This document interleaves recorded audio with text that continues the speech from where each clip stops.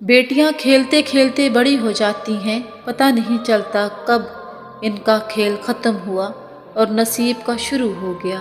اللہ تعالیٰ دنیا کی تمام بیٹیوں کے نصیب اچھے فرمائے، آمین۔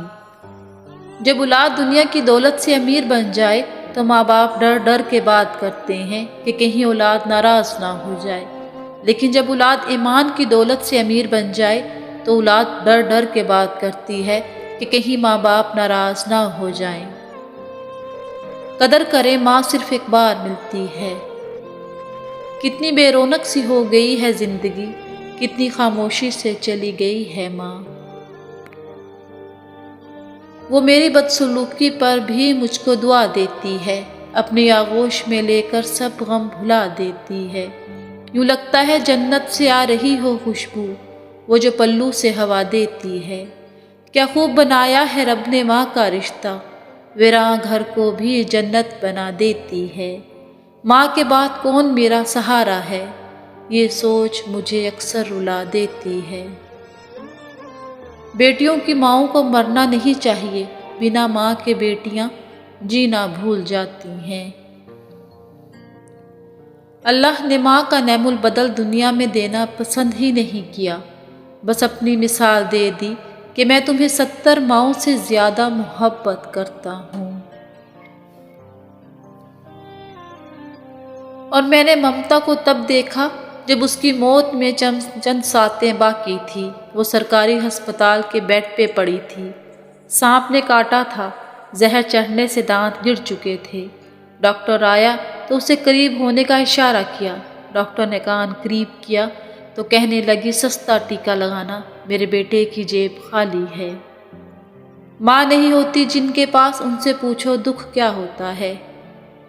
جو والد کی قدر کرتا ہے وہ کبھی غریب نہیں ہوتا، اور جو ماں کی قدر کرتا ہے وہ کبھی بد نصیب نہیں ہوتا۔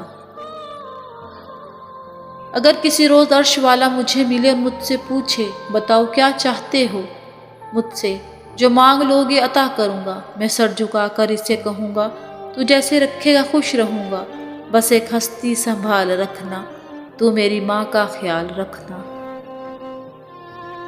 جن کی ماں نہیں ہوتی وہ کھانے کی میز پر اٹھا نہیں کرتے، اور اگر اٹھیں تو انہیں کوئی مناتا نہیں۔ جن کی ماں نہیں ہوتی ان کو کوئی نہیں بتاتا کہ چاند پر چرخہ کاٹنے والی بڑھیا سے ان کا کیا رشتہ ہے۔ جن کی ماں نہیں ہوتی گھر سے نکلے تو زمانے کی دھوپ سے بچنے کے لیے انہیں دعاؤں کی چھتری دستیاب نہیں ہوتی۔ جن کی ماں نہیں ہوتی انہیں دیر سے گھر آنے پر دروازہ کھلا نہیں ملتا۔ میں عادی ہوں محبت میں لاڈ اٹھوانے کی، کیونکہ میں اپنے بابا کی سب سے چھوٹی بیٹی ہوں۔ ماں کی ضرورت ہمیشہ رہتی ہے، انسان چاہے جتنا مرضی بڑا ہو جائے۔ اونچی سی ایک دیوار تھی، گھر کا حجاب تھی، کہنے کو ایک وہ ماں تھی مگر میرا باپ تھی۔ رشتے میرے اسی سے تھے اور دوست بھی تھی، وہ تو بھی تھی وہ تم بھی تھی، وہ میرا آپ تھی۔ کتاب تھی امان تھی مضمون بھی تھی، وہ میری حسین کتاب کا وہ پہلا باب تھی۔ خوشیاں جمع غم کو نفی رشتے کیے ضرب، مضمون تھی ریاضی کا اس کا نصاب تھی۔ وہ ماں بھی تھی وہ دوست بھی تھی وہ دل بھی تھی، میرا حسیب قصہ ختم کر وہ لاجواب تھی۔ ہر خوشی اور غمی پر بھاگ بھاگ کر کام کرنے والی اور سب بچوں کا خیال رکھنے والی ہستی خالہ کہلاتی ہے۔ ماں یاد آتی ہے، ماں دل کرتا ہے تیرا ہاتھ چوموں، تیرے گلے لگ کر اپنی ساری تھکن اتار لوں۔ اس رشتے کی قدر ان سے پوچھو جن کی ماں نہیں۔ اللہ پاک والدین کو لمبی زندگی دے، آمین۔ ایسی ہستی جو اپنے لیے دعا کرنا بھول سکتی ہے پر اپنی اولاد کے لیے دعا کرنا نہیں بھولتی، ماں کہلاتی ہے۔ ماں آواز بھی دیتی ہے کہ اٹھ جاگ میرے لال، ڈرتی بھی ہے کہ بچہ کہیں بیدار نہ ہو جائے۔ پیاری امی تیری خوشبو نہیں ملتی، تیرا لہجہ نہیں ملتا، ہمیں تو شہر میں کوئی تیرے جیسا نہیں ملتا۔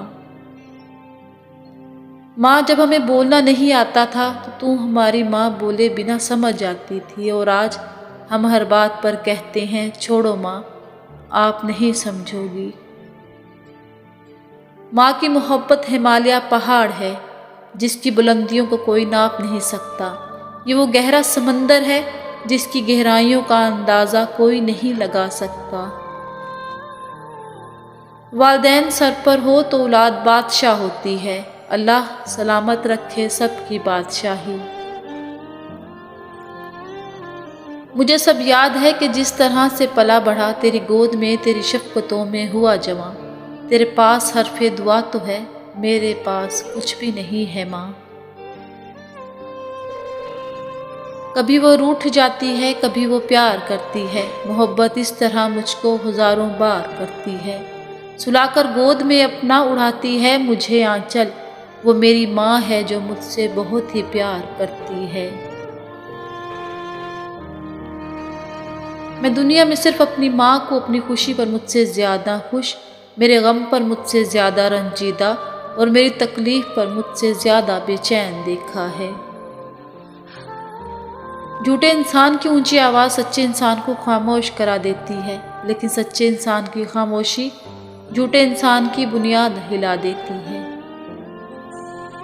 ذاتی تجربات اور مشاہدات کا نچوڑ ہے کہ ہمیشہ آپ کے مقابلے میں وہی لوگ آئیں گے جن کی پہچان آپ کی وجہ سے بنی۔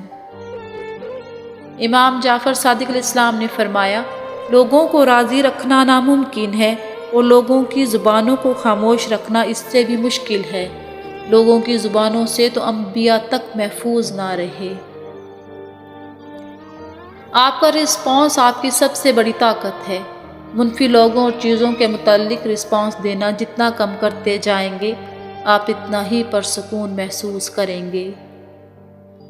شراب کو ڈرنک، زنا کو ڈیٹ، سود کو انٹرسٹ، بے پردگی کو فیشن اور مفاد پرستی کو پولیٹکس کا نام دے کر آج ہم سب ذلیل ہو رہے ہیں۔